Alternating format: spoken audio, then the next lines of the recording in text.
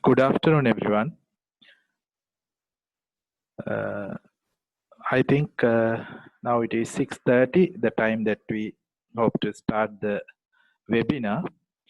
So first of all, I would like to thank Ms. Sarah Mashuk so agreeing to have this webinar for our faculty, IET on campus Ruhuna.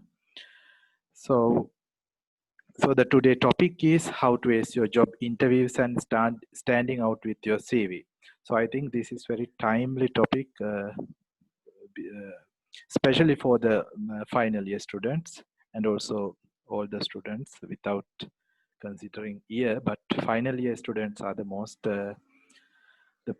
people who get most benefit from this webinar. So first I would like to introduce today's presenter, Ms. Engineer Sahara Mashuk, and she's a graduate from University of Ruhuna Faculty of Engineering, and she's currently working as an electrical engineer in Ceylon Electricity Board. Actually, she's awarded as the IT Young Women Engineer of the year 2019, and we are happy to have our graduate at this level. So welcome you. And if I talk about something about this webinar, so your CV is very important, and how to face to an interview also very important. So although you have first class or second offer, that is not a qualification at the interview. So interview, there are many things that you should learn, and the best way to learn is that from a well-experienced person, and they know how to the tips and the things that you should know about the interviews, especially. And your CV. So your CV should be should give the most important part of your career, not all the things. So what kind of aspects that your CV should reflect. So those kind of things. So I hope today, from today's webinar, you will learn those things. And I warmly welcome Ms. Sahara to do the webinar. Thank you very much, Dr. Anuradha Mendis. It's a pleasure to be welcome to conduct a webinar by one of my own lecturers. So that's a great honor for me. Thank you very much, sir. And I hope to do a good job with this webinar because I care a lot for my university and especially my faculty and thereby my sisters and brothers. And not only that, anyone else who is participating in today's webinar, I hope you can take something home today when you leave this webinar. So I will start with sharing my screen.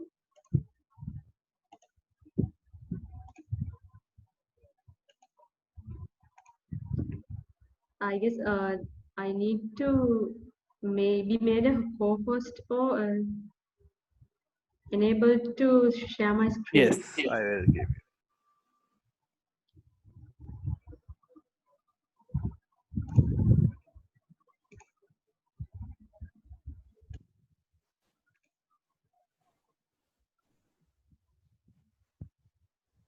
So currently we are having 48 participants. It's a Sunday and it's a good thing to see 48 participants, hopefully. So let me share my screen now. Okay. So this is the webinar that we are going to have today. Are you ready to win the dream job? So let me tell you my personal experience. Ceylon Electricity Board was not my dream job. In fact, I did not even think or believe that I will get the job. But I know that what made me stand out from the rest of the crowd was how I faced the interview. My CV would have been average, but how I faced the interview was something that made me stand out from the others. That's one of my firm beliefs. So let's move on first with how to fine tune our CV, so curriculum videos. Now, in fact, actually, you have heard two words. I suppose you have heard two words. One is called the resume, one is called the curriculum vitae or CV. So what is the difference between these two? So curriculum vitae is the Latin word for course of life. I hope you can see my screen clearly. The course of life. In that, usually you list out all your achievements, all your publications, everything that you have done up to now. It can go on pages and pages. Especially, it's relevant to academic job applications. And resume is a French word for sum it up. It's a summary of your career. And we are recommending, normally it is recommended to keep your resume, or if you are applying for an industrial job apart from an academic position, to keep your resume or CV limited to 2 pages, because that's how much time the recruiters will spend on that. They are not going to go through the pages and pages of all your achievements. They are just going to scan quickly through those 2 pages and decide, make a quick decision whether we are going to take this person to the second round interview or we are going to recruit him or her. So keep in mind that if you are applying for an academic job, maybe your PhD or postgraduate studies, then your curriculum vitae can go up to more than 2 pages. Yes, I can start recording. Record to the cloud. Done.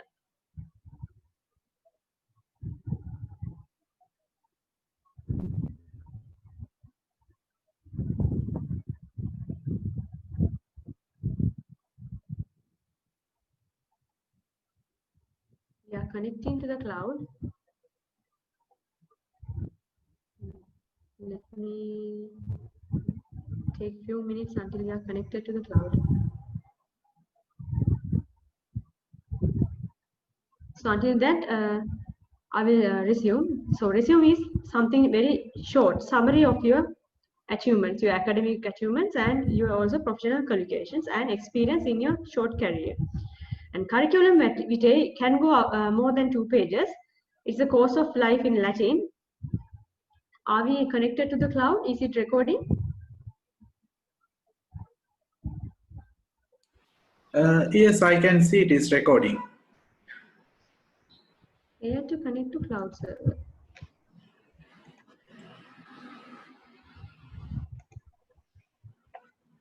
It's recording, okay.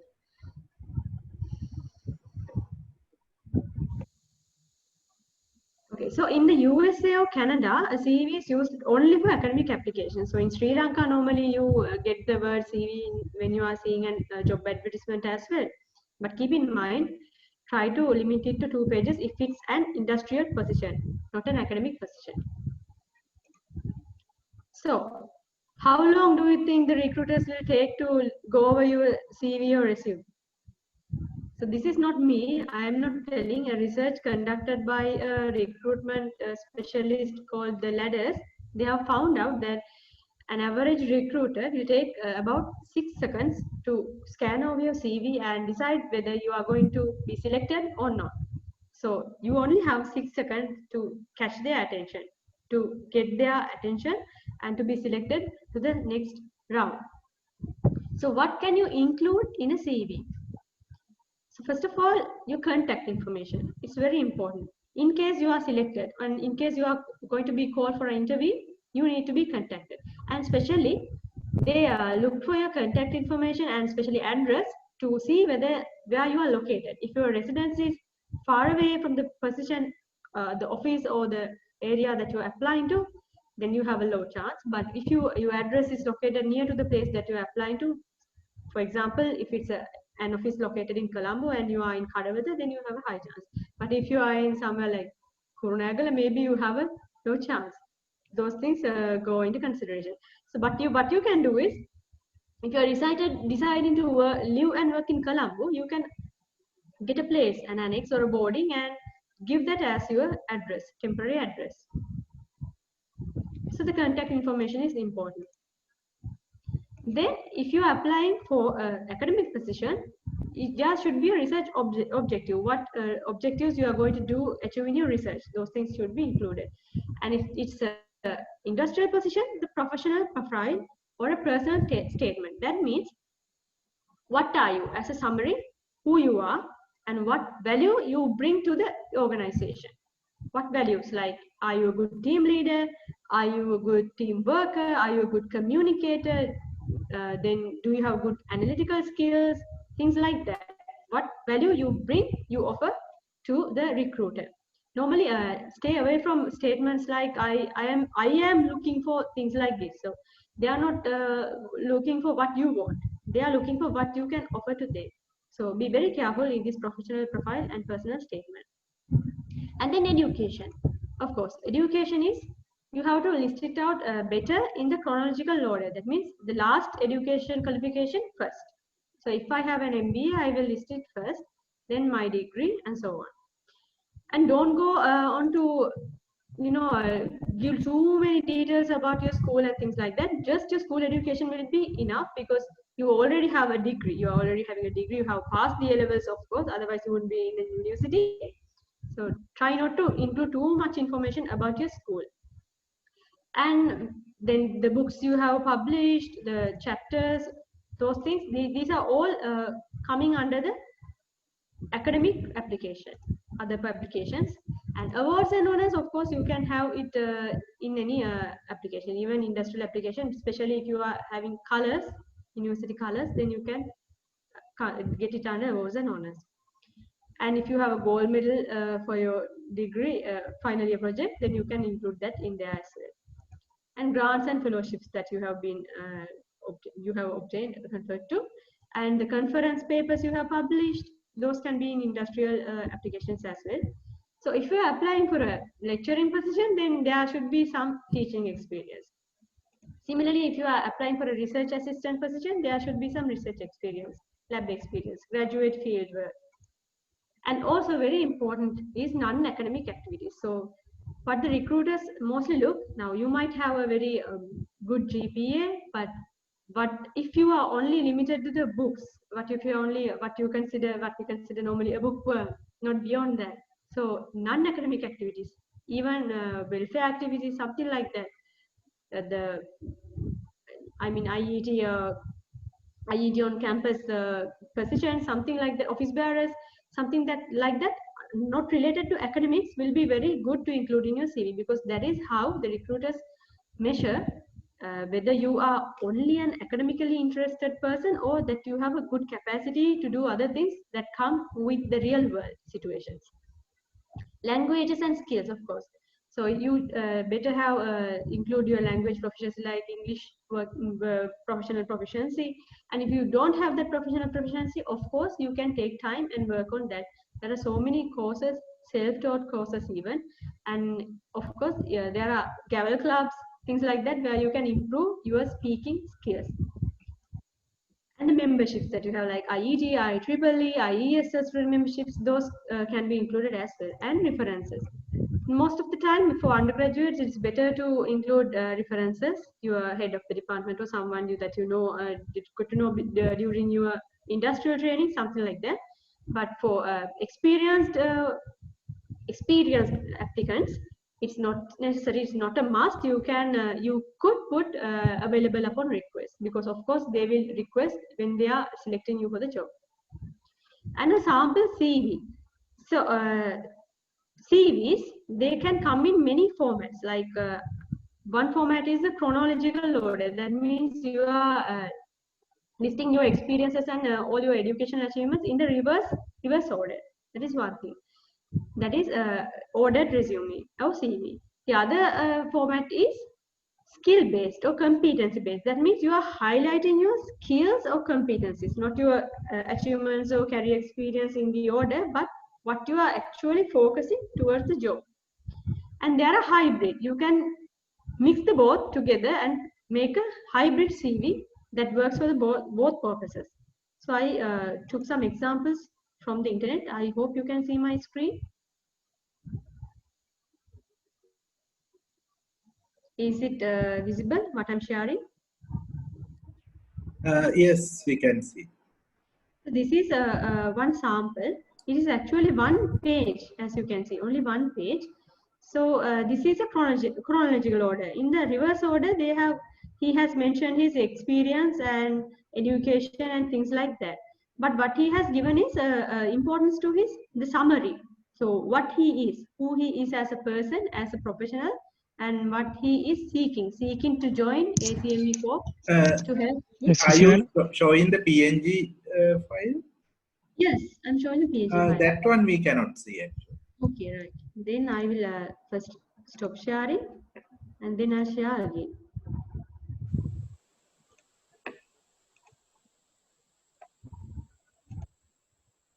Now then I can share again. I hope that now you can see it.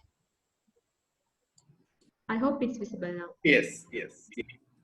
So this is something very simple. So this person has mentioned his name and his current position, and his personal info will be there. Also, advantages is to include your LinkedIn profile if you have one, because that is like your online CV, online resume. Then your experiences in the reverse order. So last experience first, and so it goes backwards. And you can see the summary. The summary or personal profile is very important. So they will look like, you know, what this person has and what is he going to offer us. Recruiters, employers are very judgmental when they come to what they get from us, not how qualified we are. It's not a matter. What the GPA we have is not a matter, but what we are looking for to offer to the organization, what values we have. And you can see he has highlighted his skills, leadership qualifications, Salesforce. This is not an engineering CV, but I have taken this for as an example. So like this, you can see there are this is a very simple design, but the important information that is needed by recruiter is there, not too much. So I have seen some of our undergraduates and sometimes graduates, they make their resumes with so many colors, so many graphics. These are actually not eye-catching or eye-pleasing, because try to make when you try to apply for a job, industrial job, they are trying to look for something very professional. But if you are applying for something like a creative side, gaming maybe, or marketing side, then you can of course play with the colors and your creativity. It depends on the job that you apply, so you have to be very careful about that as well. So I will start sharing my screen again. Is it visible? The PowerPoint. Yes, yes. So in a non-academic environment, the term CV and resume are almost interchangeably the same document, but the requirement is limited to 2 pages, not beyond that. So we'll discuss later about what are the things that we have to include in a CV. So this is some good example. So the first thing is you have to keep it simple. There should be clear sections and clear headings to divide your education experience separately, career experience separately, and your skills and your summary statement, what you are and what you are going to offer. What you, especially if they are looking for people who would like to learn more. And it's technical skills. You can see now number 1. There's one. You can see the first thing that they are pointed is skip the fancy graphics. So when there are too many graphics, sometimes maybe the people who are viewing it, they might have problems with their eyesight as well, so they might not see it clearly. So try to keep it very clear with black and white backgrounds, white backgrounds, black fonts, something like that, and clear sectional headings. You have to clearly divide the sections: your education, your career experience, your skills, things like that. And the summary statement is of course very important. You can custom make your one. It should be prepared after you make your resume. So after you have included all the details that you are going to put, your experience and education and thing, then you can sit back and think, okay, overall, how can I summarize myself as a professional, as a person applying to this job? What are the key points I am going to highlight specifically for that position you are applying? So if you are applying for a software position, there is no point in telling that you have you have learned power or electronics module, something like that. So you have to tailor make and play your best cards to get their attention. And the summary, that is important, okay? And spotlight the key skills. You might have many skills, but if you are applying for a particular job, try to bring those particular skills that will work with that job. Not all the skills that you have. Focus on the skills that will help you get that job. So spotlight them by using bullet points. Bullet points are very important, and it is emphasized not to use bullet points everywhere, only to highlight the important points. And number 4, latest experience first. So it's like the latest experience first, and there's a difference between the chronological order and the hybrid model. If you are having a hybrid model, you don't have to go for the explain why you have career gaps, something like that. There are some advantages in having the hybrid model and the skill based model of the CV. If you're having a chronological model, then you have to go from the last job or last training that you had. And can you see that carefully when you read through this, there are some verbs like managed mobile app redesign, and you can see there are some numbers, figures, 15% increase, 25% decrease, figures. Those are facts. So recruiters, they look for things like this, these verbs, what you did and how effective it was, what were the results. Basically, most of the time, there's another format I'll discuss later. It's the PAR, problem, and what the solution you are giving and what were the results, things like that.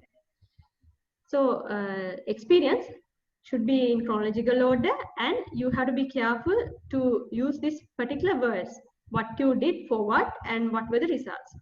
Those are the things they are looking for. And volunteer experience is also very important. It shows that you are having a high capacity, only not for academics. You can manage things like events, time management. You can manage your first academic life and your extracurricular activities well. That is what shows with your volunteer experience. And education. So you are going with your chronological order. If you have a MPhil or something, then that. After that, your degree. After that, your A-levels. And it's not necessary to mention the advanced level results and all. If you have passed well, you can just put the results like, district rank or something like that. But basically, it's not necessary because you have already passed advanced level, and that's why you are in the university. You got this degree. So I don't see there's a requirement to put the advanced level results, but the school is of course important. Sometimes there are times when some schools get particular favorism over other schools. So there's a disadvantage in that. For personally, I know that sometimes when you are an interviewer and you see an interviewer from your same school, there are some kind of bias there. It depends on the person as well. So those things actually we can't control. They are out of our control. But what we can do is my internet connection unstable. Am I audible? Am I audible? Yes, Sarah, we can hear you. So I'll stop my video. That will be better, I think, to save the bandwidth. Okay, right. So things that we can't control, we should not focus on. We should focus on what we can control and what we have, what our talents are to play it for our best. Then break it down. List your responsibilities in bullet points, not in paragraphs. Paragraphs are very difficult to read, so try to make it as short and sweet so it can be easily read. And strong action verb, something like managed, implemented, led a team, troubleshoot, things like that are very strong, and they give the idea that you did something. Then bullets and results, the number, how much reduction in the waste or time you manage to have as a result of your action. Those are very important things. And okay, now right, you will be asked to submit a CV when applying for academic jobs, grants and fellowships. If you are applying for a job outside of the academic sector, you will be expected to submit a resume. So resume, basically in Sri Lanka, when you are applying for academic jobs, your CV or resume can go up to more than 2 pages. But if you're applying for a non-academic job, definitely try to keep it to 2 pages. No design elements, and the content is organized by sectional headings. And resume should look nice and have more white space than a CV, because you are limiting all your experience and your education into 2 pages. You have to be very careful about how you organize your things around the CV. It might take more than 1 day. You can start working today on your CV, take months, and get it reviewed by your lecturers, your seniors, your peers, and try to make it the best version that you can. Okay. And the resume is an overview of the work experience and skills that you have which make you a good fit for the job you are applying for. And most importantly, it is tailored for each application. That means if you are applying for a job in SLT, your resume should be fine-tuned for that. If you are applying for a job in CEB, you should change your resume to suit to that job. I hope you understood my point. So the skill set that you are going to highlight depends on the job you are applying to. Please keep that in mind, and whenever you are applying for a job, review your CV and try to change things that will be disadvantageous for you. Then briefly describe the relevant jobs that you had and your responsibilities and achievements. So you have to be very careful. So I hope that when you go for industrial training and all, you try to bug the people who are there and try to get some work instead of just going and trying to watch and learn. Just try to bug them, try to ask them, give us some work that we can do. That would be better, because you are going there, you are spending your time, you are investing actually your time and effort. So you should be able to get some experience rather than learning. So you can bug someone at the workplace and tell them to give me some work that I can do at my level. Of course, they will review that before sending it up. So when you go for training, especially the 3rd year and students that undergraduates that have not gone for training yet, please keep in mind, don't just try to spend time and idle. Try to do some work even by disturbing or troubling the people who are there. You can easily communicate with the youngest engineer who is there. Please talk with the engineers when you go for industrial trainings. I have seen some undergraduates, they don't approach and talk to the engineers. Sometimes I ask them, call them and ask them which faculty you are from, what degree you are, which year you are in, things like that. And I tell them, if you need any help, come and meet me. So other people might be busy, but you can always go up to them and ask them things. Can trouble them with questions, that's not a problem. And often begins, your resume begins with a profile section that includes a summary of your qualification. It's like how much experience or qualification you have that is going to benefit the employer, and what you are going to offer more than the others. You can be a good team worker or an excellent communicator, things like that.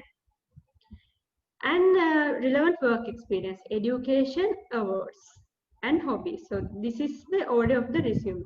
So hobbies are also very important, like I told you in the last webinar as well. Try to select hobbies that show that you are, always open to learn, or that you are different from the others. Example, watching TV is, I don't think it's a very interesting hobby when read, but you can include, I like to watch documentaries, scientific documentaries, something like that is more attractive than just watching television. Keep in mind. And then depending on the position, your language skills sometimes might be important. For example, for government jobs, there's a requirement that you need Tamil as a second language. So if you have done Tamil as a second language in your O-levels, you can include that as well. And if you have, of course, if you have certifications and affiliations, mention those as well. Now you have all the content ready. So you have your experience, you have your educational qualifications, you have your hobbies, special skills. Now you have listed these out and you have them with them. You have the balls in your hands. Now you have to carefully organize these cards to play the best game you can. So the first thing is chronological order. You can go with the most recent jobs, most recent publications and so on. Or you can go for a skills based.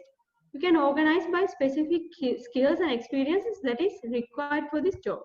So please use the internet today and search for some CV examples, resume examples that are going with chronological order and skills based, and you can get a better idea.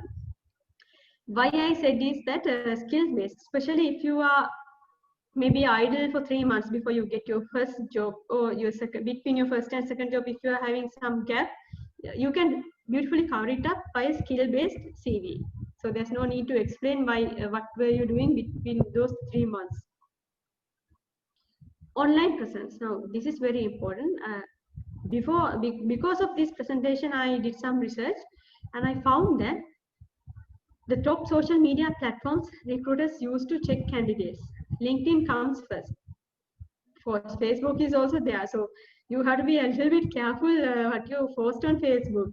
So if you are like aggressive, or maybe you are okay, you have certain addictions, maybe like for certain things that you consume. So better be careful not to share about those things. So especially until you get the job, you could even clean up a little bit your social presence. Check it and check whether it's good for someone when they check for when you're applying for a job, and in turn if they check your Facebook profile, if you feel these things will be bad, you can remove those posts or something like that. So you might be sharing for fun, but we don't know what the others will think. We do that as humans, but sometimes it will be disadvantageous. And Twitter, it is not necessary to have all these social platforms. I don't emphasize. As I always believe in the 80-20 rule, limit to at least 2 of these. LinkedIn is superb, LinkedIn is good. And if you can, try to maintain a blog about your maybe final year project, maybe your hobbies. If you have some hobbies like you like to play with gadgets, or you like to read about gadgets, you can write something about that in a blog and include that in your CV as well. So try to have some kind of social presence. Not having a social presence is not an advantage in this era. Having a social presence can be advantageous. And okay, LinkedIn is very important. So it's like this. In the Hansel and Gretel story, they leave breadcrumbs in order for their parents to find them. So like that, you have to leave breadcrumbs for the recruiters to look out for you. Sometimes if you are standing out from the crowd, you don't need even apply. You will get referrals from your seniors or people that you got into contact in your industry. They will refer you to a particular position if you have a good online presence. And okay, the profile. Now this is very important. This is what comes on the top of your resume after your contact details and address and all. So it comes at the top, and you don't write it at the beginning. First of all, you prepare your resume, your CV, including all your skills and your education experience and things like that. And after doing that, you come back and summarize yourself to suit for that position that you are applying. So this is the important thing. Think the accomplishments that match the job offer. And you have to quantify them, like the percentages I talked about, how much you decreases the losses. For example, okay, so there was something like a person initiated a newsletter to make the delays in communication go down. So you can quantify it, like the delays, initially it took 2 weeks to communicate a certain thing, but after the newsletter, it became quicker, like reduced to 2 days, something like that. Always tailor your resume profile to a specific opening. That is important. If you are applying for SLT, it's a different CV. If you are applying for CEB, it's a different CV. This is an example of the profile.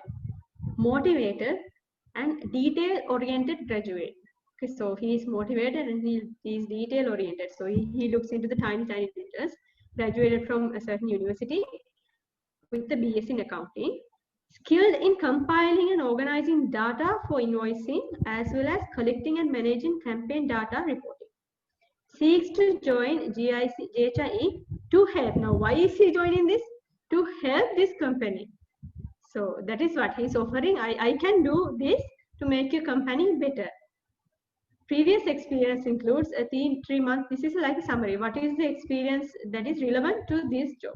So you can see he's carefully mentioned what are his personal values. He's motivated and detail oriented. And then he has experienced good skills in doing these two things, skilled in compiling and these things. And he wants to join the company to help them. Something like that you can include in your profile. And what helps him do this job is his previous experience in a particular organization. So you can be very careful. Actually, you have to be cunning when you are drafting your CV. And the personal mission statement is like, what do you want to do?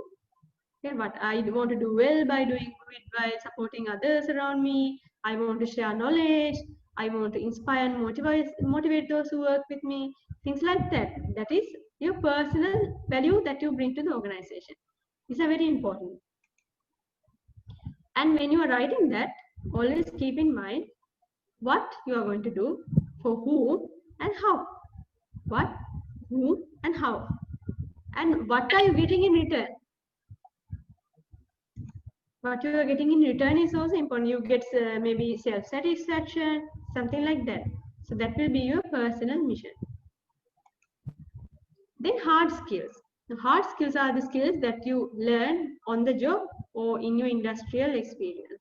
These can be Microsoft Office, Word, Microsoft Project, Primavera, things like that. They come as hard skills. And okay, writing skills, language skills. You can use AutoCAD, that's a hard skill.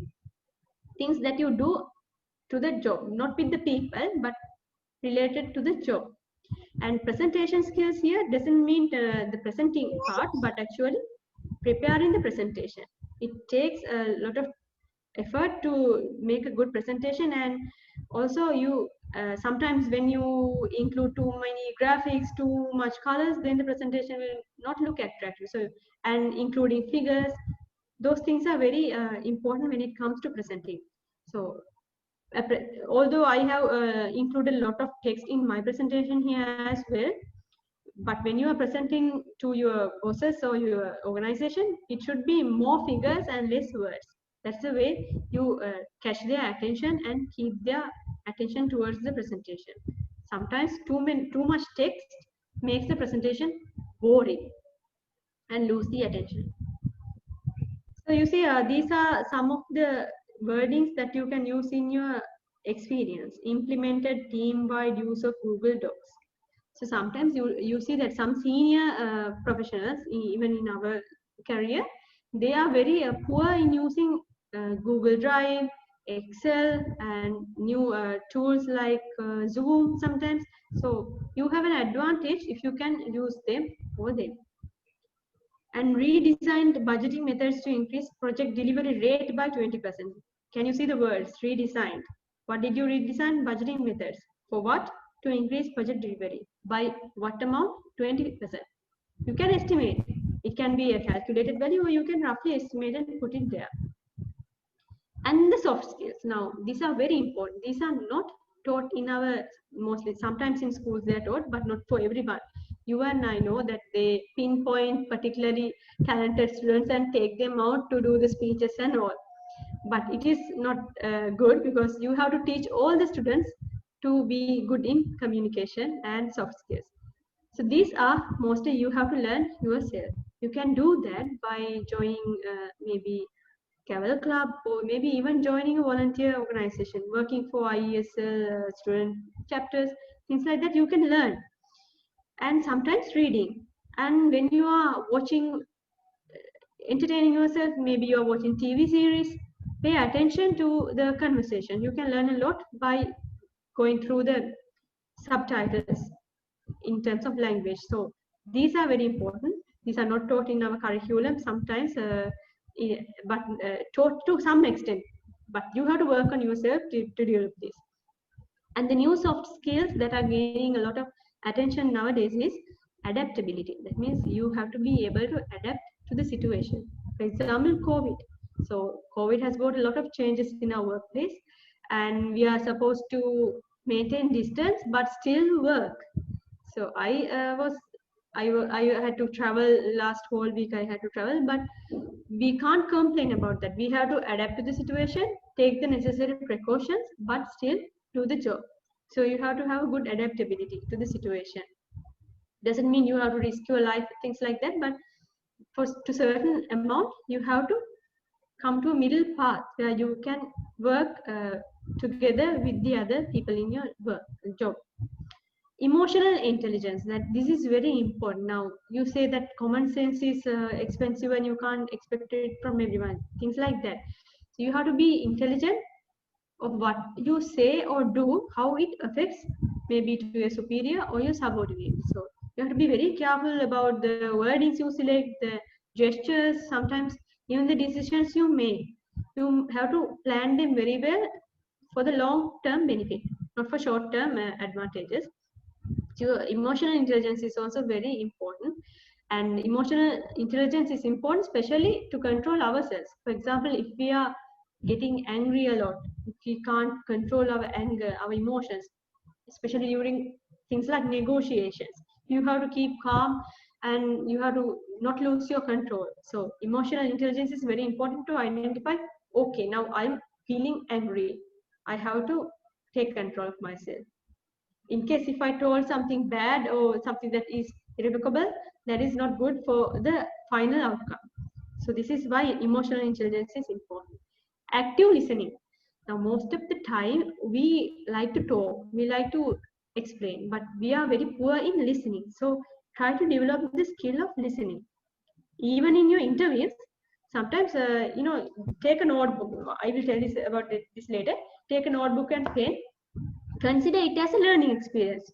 Even you're not going to get the job, think of that as a learning experience, and you try to learn from the interviewers. They might give some feedback about you. You have this, okay, you haven't done this, that's why, and okay, your weaknesses are this. So things like that you can note down. Active listening. So when you demonstrate thing thing like active listening, even the recruiters, they will come to say that, okay, this person is open to feedback. It is easy to work with this person. So small things like that, keep in mind. And interpersonal skills. So for example, sometimes you can work with the office people, but sometimes you have to work with the people who work in the field. But you have to approach them and talk with them, communicate with them in convincing manner to get the work done. Not all the time. I mean, in the past, it worked when you gave orders and get this done by Friday. Orders like that work in the past, but nowadays it's not going to work. You have to be tactful when you are delegating work. So interpersonal skills is very important, and I believe ladies have this better than the gents. The interpersonal skills are better than the gents because they come and start with the smile and things like that. So these things are not taught in the formal education most of the time. You have to learn them, and there are so many resources as well. And very important is action verbs. So I told you earlier, when you are listing out your work experience, you have to be very careful about the words that you use. For example, managed the highly successful lean training project for 3 years time. Okay, improved the quality by 32%. So these are action verbs. Managed, improved, then cut the lead times by 21%, cut costs by 48%. So these are action verbs that make the recruiter's attention grab.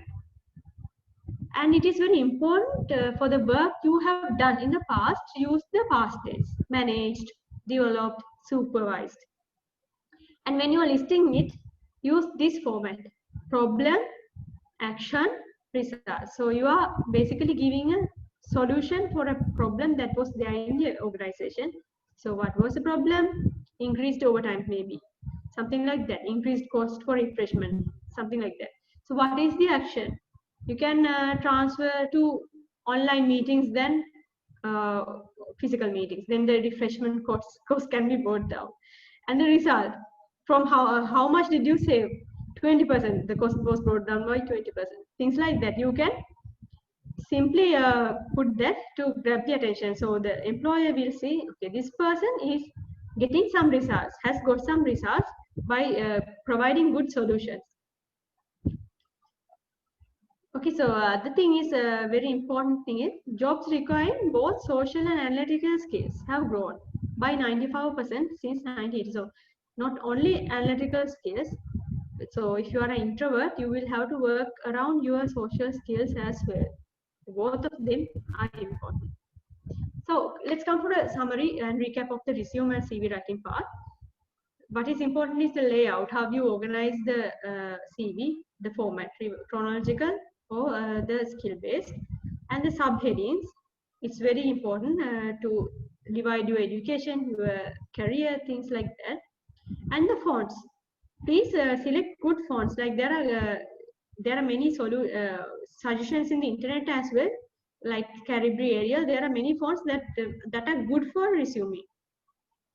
And the margins, it's important to keep a margin, because when you are filing the resume or you're punching it at the edge, if you don't have enough margins, then the content will be damaged or not visible clearly. And the line spacing, it's very important to have a line spacing at least 1.15, sections, dividing sections, and the file type. Unless they specify otherwise, you try to always send your CV as a PDF, because Word documents can be manipulated and changed. A PDF cannot be done like that. And headers, so including relevant contact information, it's important. Especially as I told you, if you are focusing to live and work in Colombo, try to find a place that you can stay in advance and include that in your CV. Introduction, that personal statement I mentioned about, that thing. And the work experience, education, skills, and the skills should be tailor-made for the job you're applying. Extra sections like certifications, award, volunteer experience, things like that. So you have to, now you are playing a game of chess, so you have to be careful about your movements. You have to play your best movement. So GPA, many people have a problem about this, about the grade point average. So if the advertisement has mentioned about a GPA, then you can include it. Otherwise, it's not essential. I believe that it's not essential unless the advertisement for the job has mentioned you should have a GPA between 3.7 to 4. Things like that, keep in mind. And if it's your first job application also, you can include your GPA. That will be something, an advantage over the others. And if it's over 3.5 or higher, you can include the number. If not, you can include the what the grade is, second class, uppers, things like that, second class degree. No problem. You don't have to essentially include the number. Also, when you don't have professional experience, like I said, if your first job, then your GPA is an advantage. And extracurricular activities, like if you are a secretary or chairman of a student chapter, something like that is very good, because it shows that you have leadership skills and maturity to work with the team. And if you don't have job experience, that will be like an experience, can be considered as an experience. And your hobbies, as I mentioned, sports are very important. You don't have to list out everything that you did during the sports. You can take out the main points, like when you were the captain or things like that. Student council, it shows that you are a good event planner and you have experience in fundraising. Volunteering is also good. That means you are a self-motivated person who wants to help the others, and clubs and societies. Okay, so now the next part is getting ready for the interview. So now you have prepared the CV. What next? We are going to go to the interview. Now, imagine you have been called for the interview. The first thing that you have to do is you have to carefully research about the organization.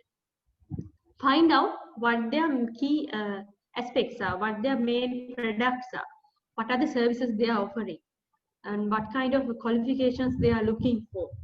So you do, and also if you can, find out about the interview panel. If you can, I mean, there's no harm in doing that. And you have to read the job specification very carefully. Now you might have sent the CV 1 month ago and you can't remember what you applied for. So you have to again go back and read the job specification and your CV, because if you make a blunder in a question that they ask during the interview regarding the CV, that's a very disastrous experience. So always be careful about that. And take the documents, CV, especially CV printed, and if you have a paper published somewhere, take that with you printed, and maybe your final year project, you can take a copy, a hard copy of that. So like a portfolio, keep some documents with you, and always go in time. I mean, not on time, at least go before half an hour and get familiarized with the setting. So you might need to comb your hair again or wash your face if you traveled a long distance or things like that. So always try to go early. You don't know what will happen to your mode of transport. The train might break down, the bus might get in an accident, things like that. And find out whether you need to take a test or give a presentation, and be prepared for that. You can take your presentation in your pen drive, or you can, if your calculator is needed, then you can take that in advance for the test. Be well prepared. And also, it's nothing bad that you can be creative and think of the questions they will ask you. I will give you some questions that they ask to put you in trouble at the end. So that is the basic things when you are preparing for the interview, to face the interview. And you have to plan the journey, how you are going to go as well. Okay. So these are the other important things. And the most important thing is, okay, how many interviews normally would you get before getting a job? So they have done a study by a USA company, actually, MRI Network, and they have found like the most average person faces 3 interviews before getting a job. Only one person gets the interview with one interview. So don't think that you will get a job after the first interview. Even I myself might have faced many interviews. So one interview, I remember when I went there, they told me straight away they are not looking for ladies as well. So those kind of things you will have to face and be prepared. No worries. But what is meant for you will always find its way. Okay, so these are very important. Your body language and your first impression. So I will talk about the dress again, but after writing your CV, now they will compare you with your CV, how you face the interview. So you have to be careful about your eye contact, about where you keep your hands and what you say, and your clothes, and okay, wrong postures, and if you are in a bad mood, those things matter. So for the guys, the dress code better be like this. This is business casual. So you can wear a tie, it's better. And a light color shirt is always better than a dark color shirt, especially for public institutes. For software engineering jobs, I have heard that they are not that much worried about what you wear, but try to keep it professional because it might be your first job. And the tie, it's very important. If you are not married, you have to wear the tie a little bit below your belt. So keep that in mind. If you're married only, you wear the tie above your belt. And you have to match your belt color with your shoes. These are very important. Personal grooming. So you might not learn this anywhere else, but try to search about this and learn. So basically, wear a tie, a light color shirt, and if you're not married, the tie should be a little bit below your belt, and the belt color should match to your shoe color. These are the important things. And okay, have a good haircut. And if you have tattoos, try to hide them, because some recruiters are not friendly with tattoo wearing people, and would have a good decent haircut. And okay, those are the things that are important when you are creating a good first impression. And for the ladies, when you're going for a private institute, of course you can go for something like a skirt or slacks and light color blouses without too much fancy or makeup and accessories. So keep it simple, keep it professional, keep it cool. And these are some suggestions, like collared buttoned down shirts, blouses and shirts. So not much revealing, especially. So you have to be very professional and careful about what you wear. So you can learn about this on the internet, and you can get your advices from your peers in the industry or seniors from in the industry. You can always get their advice. Even bug me anytime. I will be happy to assist you. Okay, so these are like what not to do. Don't leave your shirt out like that, and please iron your shirt when you're going. Do not leave it crumpled and things like that. And you can see the brown leather belt and the brown shoe. You can even borrow if you don't have these things. You can borrow from your brother or your friend. So keep your hair neat, and basically, first impression is very important. And girls as well. So not try to go like a gypsy. Don't try to go like a gypsy. Too many accessories and colorful things. Try to keep it simple and formal and lovely. And especially in public institution, there is an untold rule that it's better if you wear a sari or an osari. There's an untold rule. It's not specified, but because it's mentioned that executives have to wear saris, there's circulars in many public institutions. So you better girls wear a sari or osari when you're going for an interview in a public institution. So things to avoid: tattoos or haircuts, earrings, piercings, things like that. So better to avoid those at least until you get the job. And must-haves: keep a file, and in that file, a clear bag or something, your resume hard copy, portfolio of your work and experience, certificates, a notebook and a pen, very important. And if you are a software applicant, then you can have a smartphone or tab to show you the apps that you have made. Okay, you can take that with you. And sometimes if you are going to face a test, or in any case, take a calculator with you. You might not know what they might ask you. And face-to-face interviews, body language is very important. Posture, you have to stand straight, not slouch, and your gestures should be friendly, not negative, like bad gestures. Pointing your index finger is a bad gesture, things like that. Eye movements, you have to have eye contact. If you are avoiding their eye, that means you are lying, something like that. So try to keep the eye contact. Punctuality is very important. If you are late for the interview, if the interviewer is late, it's another thing. We are not going to worry about that. But if you are late, then it's very critical. Good manners. Even sometimes they might have cameras or something set up to observe your behavior before you come to the interview. How you behave with the janitor, how you behave with the receptionist, what your attitude is toward the others. Those things are sometimes monitored nowadays, especially. And okay, don't slouch. Keep your palms open when you talk. Don't try to keep your palms closed. It's like a very negative body language, like you're hiding something. So try to keep your palms free. Take a deep breath. If you are nervous or excited, before going into the room, take a deep breath.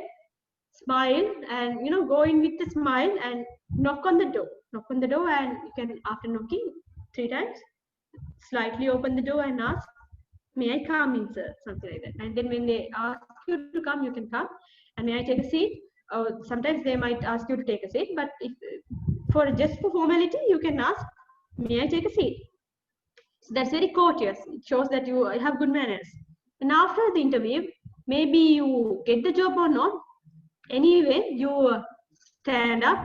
These days, you are not going to shake hands, but you can do the eyebrow and tell, "Nice to meet you. Have a nice day," and you can walk out. So these are actually the things that I did that I'm sharing with you. So actually, when I walked out of the interview in CEB, I thought that I won't get the job. So I was anyway in a jolly mood. So I stood up and told them, "Nice to meet you and have a nice day," and walked out. So these are the gestures that you should avoid at all costs. Crossing your arms, keeping your hands together, and looking bored. Like, if you are keeping a hand on your chin and looking like that, it makes you look bored. And this is scratching your head and looking at the phone or the mobile or the watch means that you are disinterested, you are disengaged, you are not there present. And when you are scratching your nose or things like that, that also means that you are not having good attitude. So keep your palms open and gestures like this. Smile. Even if you have a tricky question, try to smile, and most of the time a smile solves a lot of things.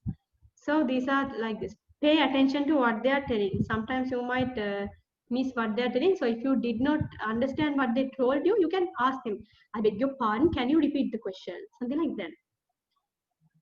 And okay, now shaking hands is of course not there. So, but anyway, use a steady voice. If you are shivering or anxious, like I said, take a deep breath.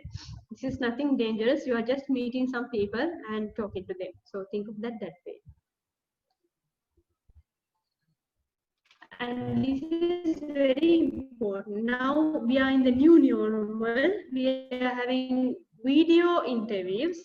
So when we are having video interview, be careful about what you wear. It doesn't matter what you wear beneath your waist.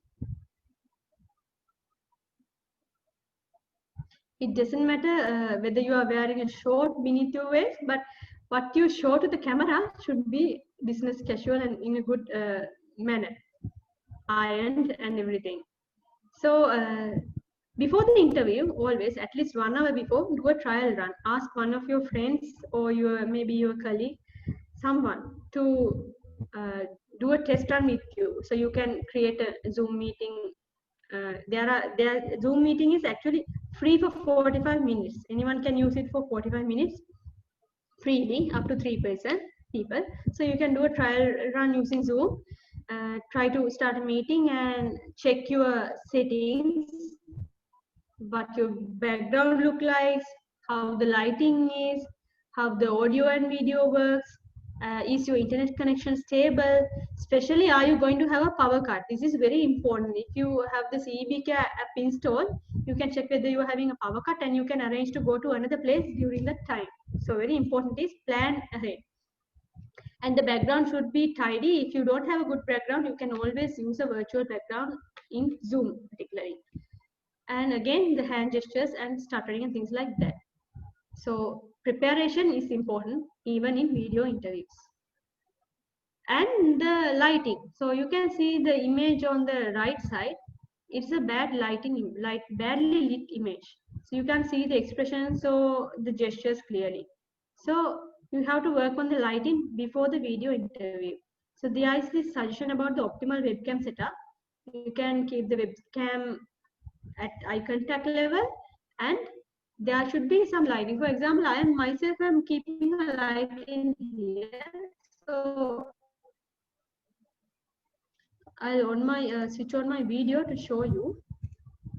So if I switch off this light, I become very dark, not visible clearly. But when I switch it on, my facial expressions and everything become clear. So simple things like that. We don't think about them, but they play a major role. Okay, that's about video interviews. And next thing is tricky questions. So they are not going to always give you simple questions. Sometimes the interviewers, they would like to a little bit annoy you. So they will give you some tricky questions to see how you work under pressure.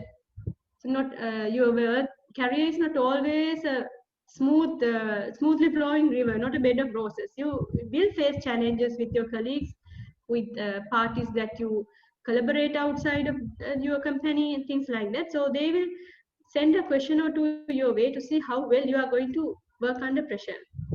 So they will even ask, why should we hire you? So this is a good question where you can explain to them why you are a good fit, actually the best fit for your position. So you have to blow your own trumpet, I mean boast about yourself. You can elaborate small things as big things, and you can prepare for this. It's like a small speech, right? You can prepare it in advance. Tell me about yourself. This is fundamentally always by default you will get this question. So you can highlight your specialties, what your hobbies are, like interesting hobbies, and even that things that you do like volunteering, what you love to do, what you're passionate about in life. You can highlight those things that will catch the attention. And what is your greatest weakness? Be prepared for this. So you can tell something like, I am a perfectionist, I want everything perfectly, I'm a workaholic, I have to. So you can also tell, I'm trying to avoid to become a workaholic, I'm trying to manage my personal life as well now, things like that. So they expect to know that you are aware about your weaknesses and you know how to deal with them. And creative things like, what are 5 alternative uses for this pen or this paper clip, things like that. You have to be creative. So these are like special questions. They might come for software engineers, I believe. why do you want to work here? So I got this question. They asked, why do you want to work in a public institute? So you have to be very tactful. Now be prepared. You might get this question. So give some good answer that will, make you a memorable candidate and make you stand out from the others. And what is your ambition? So when they asked me, what I said was, actually it's my true ambition as well. I follow my grandfather. He was a public servant, and even after his passing away, people remember him for the good works that he did. So he's immortal. So that's my ambition as well. So that's what exactly I said, and they were impressed. So you can be genuine as well, not lie, but you can be genuine. And they might ask, do you have any questions? So you also can have any questions. So you can ask, like, does this have night shifts? What are the extra activities the employees get to do here? Things like that, that make you stand out from the rest of the interviewees. Sometimes you can even ask your salary requirements. They will ask it. So you can be tactful and tell that you are an entry-level engineer. So you have these targets, financial targets as well. So you are so they will look that how good you manage your finances as well.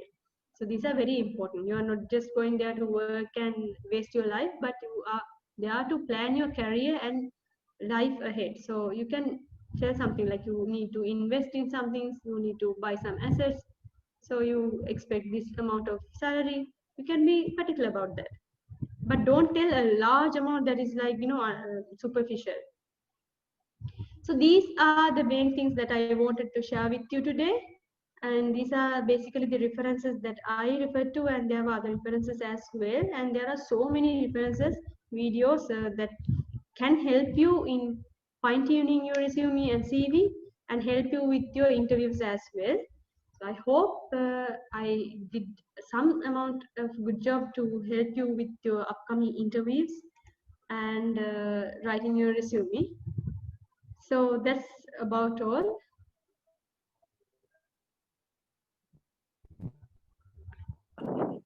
Thank you very much, Sahara. This is very informative, and also I think this is very helpful, especially for the final year students. And even I learned some new things regarding this interview facing, even though my career is now almost finished. I don't know. So this is very helpful. I think people have questions. I think there are more than 780 people joined today. So maybe we can have some questions to you.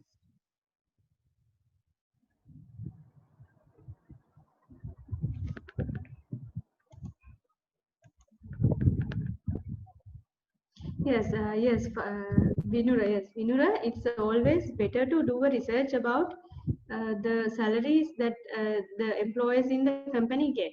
You can do a background research, do some CID works, and then you can know, okay, which level to ask from them. And you can explain to the employees why you are asking a particular salaries. For example, like my target is to buy a vehicle in like this. So with the other expenses and all, I expect to have this much. So you can be tactful about that. So you're not just going to get a salary. You have your personal targets. You are going to, and you might have your educational targets as well. But I want to emphasize this. Please don't tell that if you have any idea to go for higher studies, don't mention that in the interview. If you are going for an industry position, if you are also having an idea for going for higher studies, that is a major turn off. So they will consider, okay, this person is going to go for higher studies, so better not to take her or him in. So be very careful about what you say in the interview. You can ask a salary, first do the research. So, I'll tell my personal story. When I was interviewed, they asked me, can you work without a salary? So I know they were pulling my leg, but I told them it's impossible because now I am out of the university and I'm a graduate and I'm looking for employment and I'm trying to be independent. I cannot depend on my parents. So if you are not giving me a salary, that means I have to depend on my parents for my food, my accommodation, and my traveling expenses. So that would be not good. So it would be better if you can offer me a remuneration. That's what I told. So there are so many questions from me that finally I even came to the conclusion that I won't get the job. So it was like that, my interview. They didn't ask much technical questions. They asked tricky questions. So you Excuse are me, the, madam. yes. If it doesn't matter to add extra process to my CV, Yeah, like could you? definitely. They are professional qualifications. So you should add them. But be careful whether it's suitable for that job. So if you are applying for a network engineer job, qualification in CCNA is advantageous. Do you understand? Yes, But course in accounting will not be advantageous. Ma'am, is it okay to include our freelance work experience, such as in Fiverr.com, Definitely, in our resume? definitely. You can, yes, you can take but the work that you have done particularly important for this job. Always, not everything.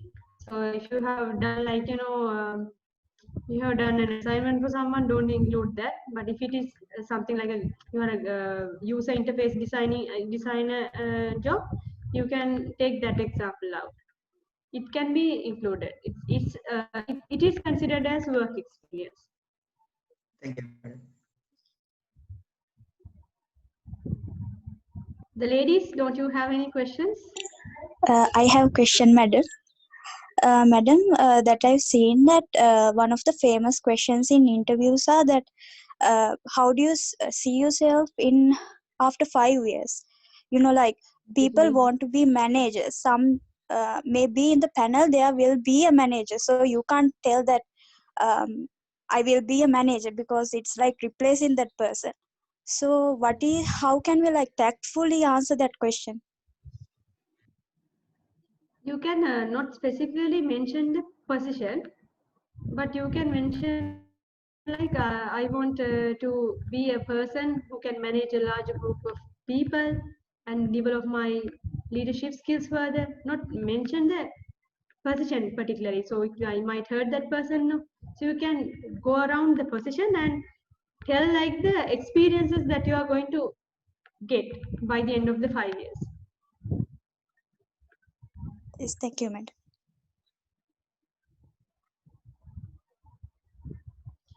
Yes, I think given the era that we are in a pandemic situation globally, you can mention online courses. And if you have the certification particularly, it would be better. You can mention online courses. Because that also counts as professional development. Continuously you are learning.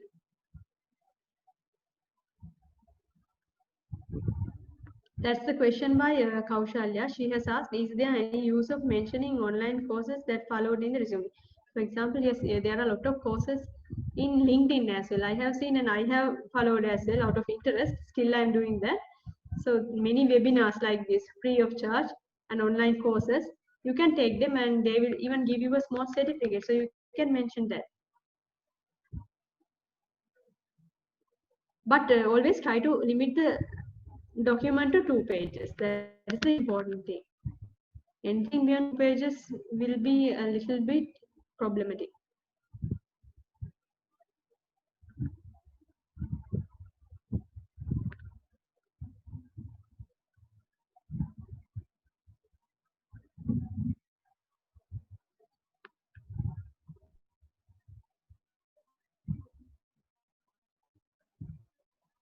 Madam, I have a question. Yes. Madam, imagine we are working in a company right now, and we are going to I'm going to change that job into another company. So what if the interview was asked to why do you want to leave that company? Like this question, how can we face to that question? Yes, definitely never talk anything bad about the company you worked in. That is very important. Okay, so never talk negative about the company, but tell something about you are looking for newer opportunities to grow yourself as a maybe manager or a particular skill, a specified skill, specialize in a certain area. So things like that, you can get ready for this question actually. This is definitely they will ask. So you can do your homework and what you are going to tell. So if there is a specific even salary, it's okay. If the salary here is better, it's okay. I'm looking for a little higher salary, paying salary. That's okay. Thank you, But madam. never talk about negative about the company you worked in. That is very important. If possible, try to praise them that they gave you wonderful opportunities to grow as a person. But you need to develop more. You are looking for a better area to focus on, a special skill, things like that. You can prepare this answer in advance. You told you were rejected in an interview. How did you manage the situation? How did you respond to that panel? Yes, definitely. Miss Pavasara, thank you for asking this. Things like this happen. Rejection comes in many ways. For example, even after I joined the organization I am currently in, when I went to a particular workplace, the senior person said, "Why do we need girls here?" Things like that. So it's always to respond with a smile. So it's their loss in anyway now. If you are still in the 21st century and you are thinking that the girls can't do particular things that boys can do, it's a problem in their thinking. So we can't change that. You can smile and you can say, okay, what I said is, thank you for giving me this opportunity to come to this interview. Maybe I'm not suitable for the job, but I learned a lot from this interview. Thank you for that. And you work out. So there's nothing like, girls that can't do what boys can do these days in the 21st century. So even I have worked night shifts. So that was a position for system engineer. Things like that happen. So don't worry, don't give up. It's their loss. What I believe is that. Madam, I have a question. Yes. They ask, is this your first interview or something like that? We want to say that frankly, is this first or the second one, or we should be tactful in that question? No, it's okay to be genuine in that case. It's okay. If we attend some interviews at the same time, actually that was happened to me in the industrial training period. I had Okay. 2 interviews in the same day, Uh-huh. and I had 2 interviews in the same day for the internship period. So at the panel, they asking that is this your first interview, or you are going for another internship interviews, something like that. So at that time, we should be frankly say the genuine one. No, we should Because say chances are, there's a good chance that the interview panels of the two companies are friends. There's a chance for that. So if you lie, you may come off as a liar, person who lies. So you can be genuine about that. There's a good chance that normally the people who interview in that company can be friends in the interview panel of the other company, because they are in the same around the same age, right? Managerial positions. So better to be genuine in that case, because if you get caught or they see that you are going for another interview, it will be bad for your image. in that case, if we answer, we actually I like this position, but also I'm going for another interview. If I didn't get this question, something like that. No, you can say yes. I have been called for another interview, and I don't want to cause them any inconvenience. So I have decided to go to that as well, because they have made a lot of arrangements and allocated time for me. So you can be tactful like that. So they are investing some time and their resources, maybe a special room, right? They are allocating a meeting room or something to interview you. So if you don't go, that means you are standing up, and that's inconvenient for them. You are being selfish. So you can say that they have called me for an interview and it's too late to inform them that I'm not coming. So I'm just going to go and have a chat with them and come. That's the best way to answer.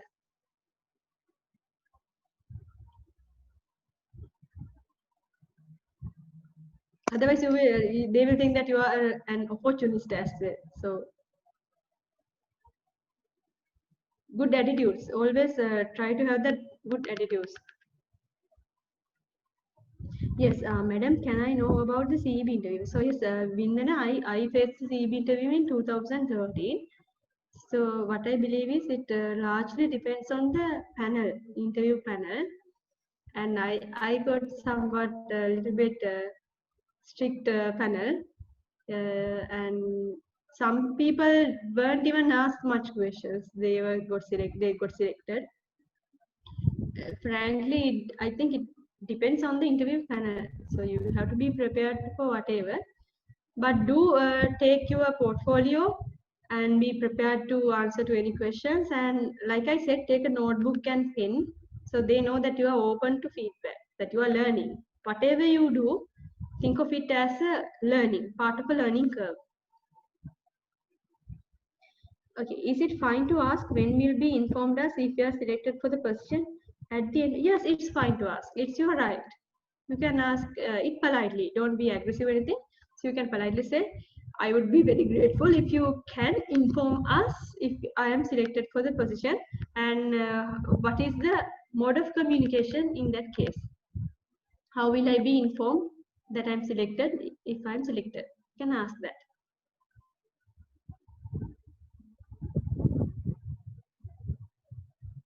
And it's also a good practice to send them an email thanking them for giving that opportunity to come for the interview. In case you get the job or not, it's a good thing. It goes a long way, I believe. Even though you did not get the job, it will go a long way. So maybe somewhere along the line, they will even contact you back. Always have that, that communication, contact with them. No hard feelings, right? Excuse me, madam, I have a question. Yeah. Yes, go ahead, Durga. We are going to include two non-related referees. Yeah. I have a question that did interviewers really contact to the referee to ask about us? Yeah, I also have a serious doubt about that. Maybe they have any doubt about us, or maybe when we face the interview, if they're not sure about this, maybe they will call and ask. Otherwise, I think they don't contact them always. My referees have never told me that they were contacted. Sometimes they call and ask, okay, is this guy good for this job? To confirm, especially if the job is maybe highly critical for an organization. In person, I know that for a particular job, they needed to work isolated on contract as well.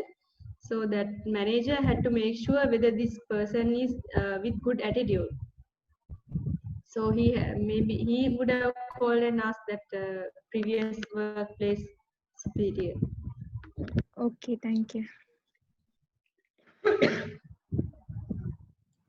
Actually, for academic jobs, I have experience like normally the candidates who are going to be finalized to the last interview, they are going to contact the referees actually. But I don't know about industrial jobs. Industrial jobs also, maybe personally I know for the contract engineer positions in Norachole, Lakijaba plant, it was done. Okay. Was done because there were like more than 500 applications, and out of that 22 had to be shortlisted.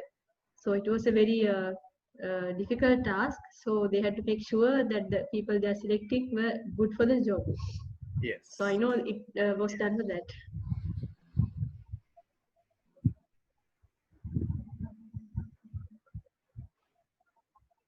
Because it's a tough job. And I believe even PhDs are a tough job. Tough job means tough career path. Not everyone can endure the stress and everything that comes with that. Yes. Yeah, if you are applying for a PhD, definitely one of the referees will be contacted. Okay, there's another question. If any technical matter asks that we don't know the answer, how we can answer to it in the interview? Okay, okay. So one thing is never lie. So mostly they are asking the technical matter because they know about that well and they need the answer from you. So you can, if you can have forgotten, you can tell that I have forgotten. I remember doing it. I have forgot the facts and figures. Or you can, if you don't remember, it's better to tell the truth. Because most of the time, if you go on and lie, it will be a mess.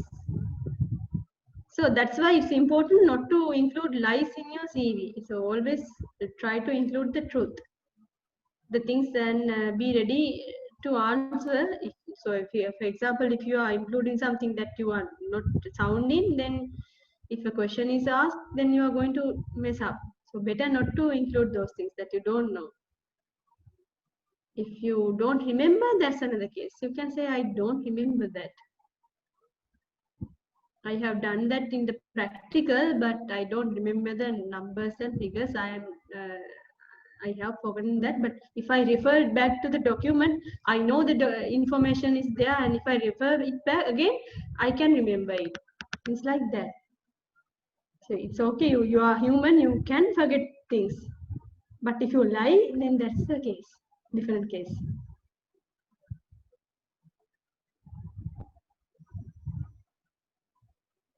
CEB mostly focused about Vindana. It didn't, for me, it didn't focus on technical things. For me, it was they asked only one technical question about protection schemes because I had internship experience in induction training in a company where the protection panels were designed and produced. So one question from that, and the others were like general questions. Why are you applying for this job? Can you work without salary? Would you like to work in Jaffna? Things like that. So not always technical. Maybe it depends on the interview panel and their moods as well.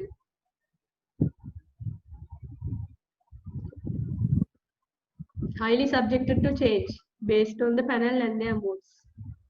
So if they had a bad experience with the previous candidate, they might even, send some bad questions your way. It's unavoidable. So you have to be in a good mood. You have to go in time, be well prepared, be confident. If you are excited or anxious, take a deep breath, go to the bathroom or somewhere and take a deep breath, calm yourself down. And remember, it's just an interview.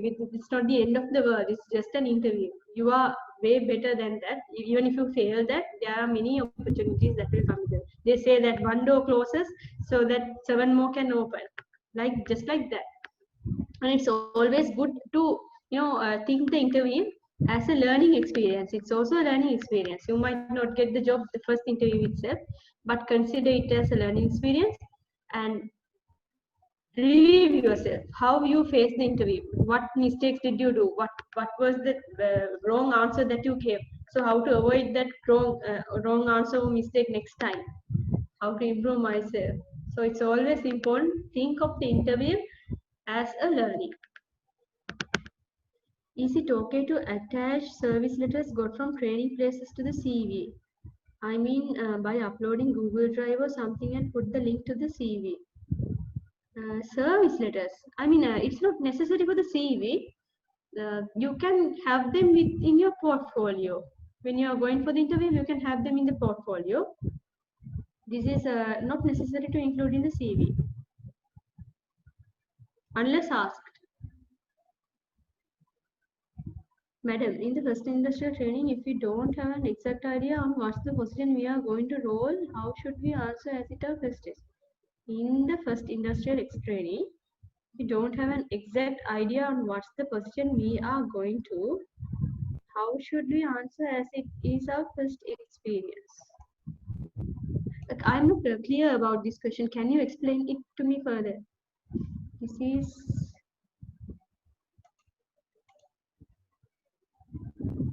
that means you are going to an industrial training without having a proper idea about your future career. Is that it? You can tell that at that point you did not have a clear idea about your career, so you went there, and but you learned things that are important. Maybe it could be not technical things, but managerial skills. Every industrial experience is good for you, either technically or managerially or in both. So, especially when you're mentioning that, you never tell that you did not have an idea. Don't tell anything that's negative for you. I mean, be careful about what you tell. Don't play the cards that on your on to hurt you. You have to be very careful.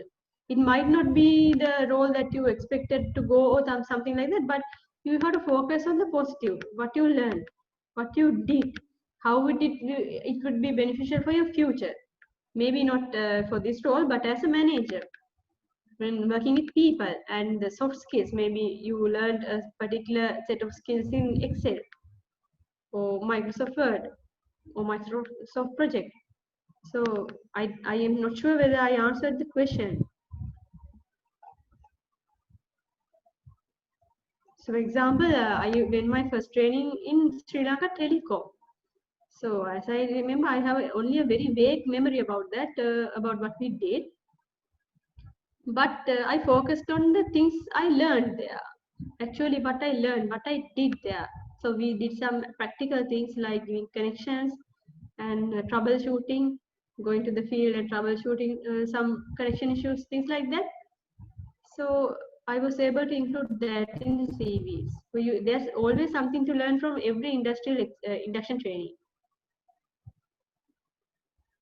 Even you can get a mentor there. If you found a mentor in that industrial training, that would be good for you. Is it okay to attach this?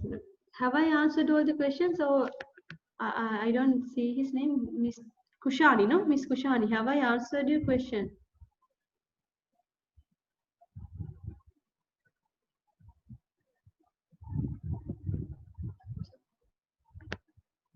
Okay, thank you. Madam, I have another question. Yes. This is my personal experience. When we go to an interview, so we get our we take our certificates and other stuffs with including a file. So when we when we ask to come to the interview room, so I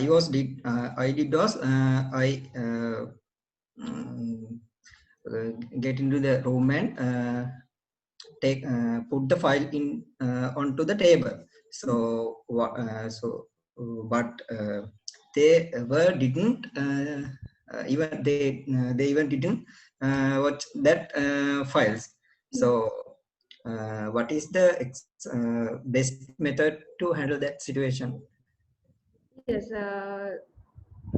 I would advise don't keep the file on the table. Keep it with you on your lap or like this. If they requested, or after a few time, you can keep the file in front of you because you can talk with your gestures. But if they don't ask for the file, don't get discouraged. It may be possible that they are not going into that much detail. They might be just interviewing you personally with what you have to say and not interested in the portfolio. And it might be also possible that they have already selected the person previously and they are just interviewing you for formality's sake. So there are many possibilities, but what you have to do is don't get discouraged. just because they don't ask for your portfolio. You can go in and can you see me? Okay. Okay. So now when you're talking, you can't keep the file in your hand, so you can keep it deliberately on the table and start talking. So if they're interested, they might ask for it. So that's how you have to deal. So don't get discouraged if they don't ask for your portfolio. Thank you.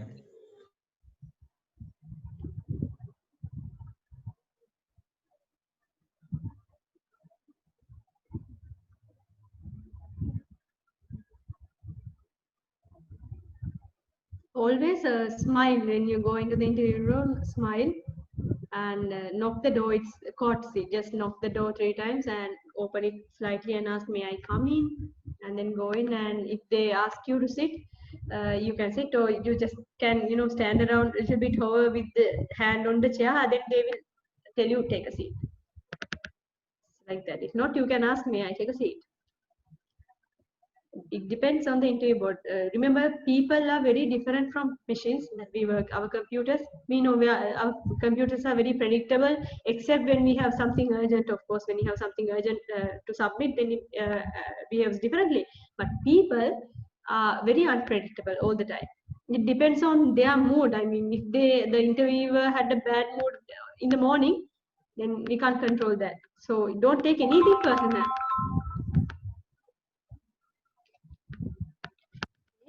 Yes. Okay, we can go for 2 different trainings in 2 different fields, exactly. For example, yes, same with me. Yes. Yes, it has a benefit. It has a benefit because communication and electricity is not now separate, it's intertwined. Communication is essential for electric field as well. For example, now we are in the process of connecting our auto reclosers and substation equipment to a common SCADA network. So that means there is communications there. You need to be aware of the communication protocols, the newest technologies. If you are going to propose a solution, a new design for a problem that is existing even in the utilities industry, the knowledge of telecommunication is important.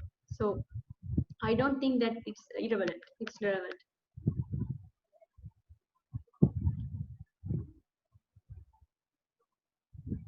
CEB actually, what I believe is more than industry. In some particular positions, industry experience is good, like testing experiences, testing of high voltage and medium voltage equipment.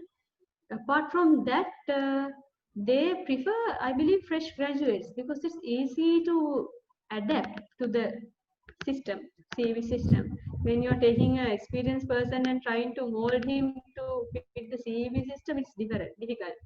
But a fresh graduate is always easy to take in and mold and adapt to the situation, the system. So would you believe I did not even have induction training in CEB? I had induction training in Balfour Beatty Engineering Services Limited. It's in the industrial processing, import processing zone in Katunayaka, IPZ3. They were doing some panel protection scheme designs and the final, even the panel production to send to Middle East. So of course, protection, I got the idea about protection scheme designing and testing of the circuits, things like that. So I did not have CEB experience. It all actually comes down to the attitude that you face the interview. CEB is the first innings. If you successfully bat the first innings, then you get the interview. Interview is the most important innings. The way you face it. You might even have a 4.0 GPA, but if your PR skills are poor, sometimes a person with the lower second class gets the job over you. PR skills are very important. The way you talk, the way you hold yourself, the way you, reply, even a smile. So very important. This is emotional intelligence that we talk about, emotional intelligence.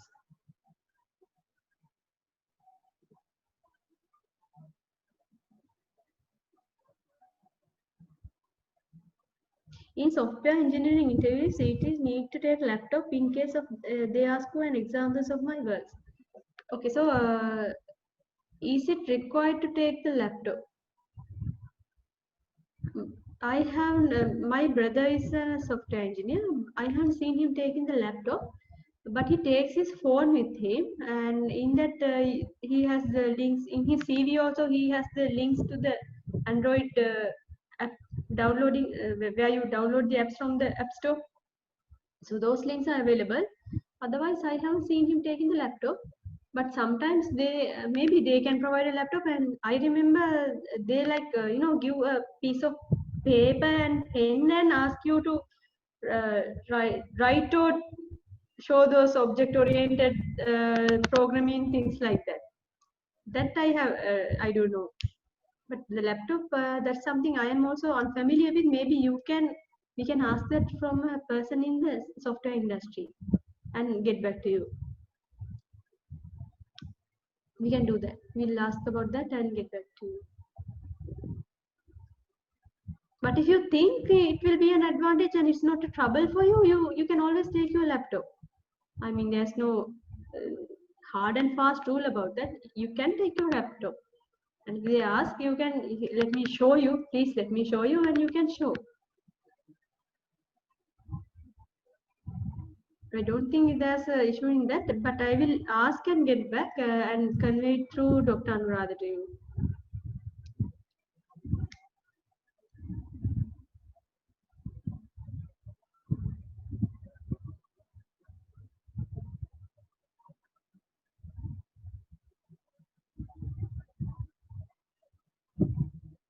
So, am I audible? Is it all? Is that all? Yes. Yes.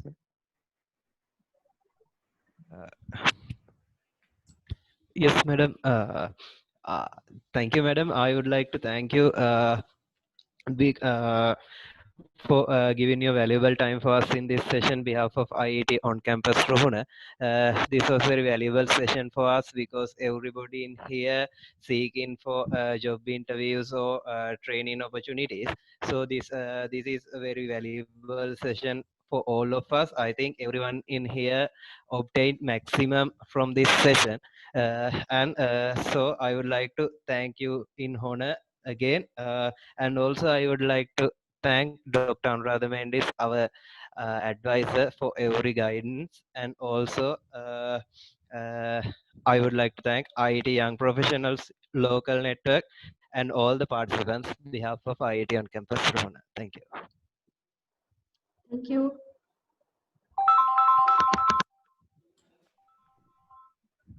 Thank you for giving me this opportunity. I am very happy to see so many participants, and I'm very glad to share at least a little bit of the knowledge that I have got through my personal experiences and my friends' experiences. And I'm always open to help you. So I have been a little busy the previous week, but if I get some time, I'm always free to help you with your CV if you need any help. I am typing my email address. You can send me your CV. I can check it and give my comments to improve it.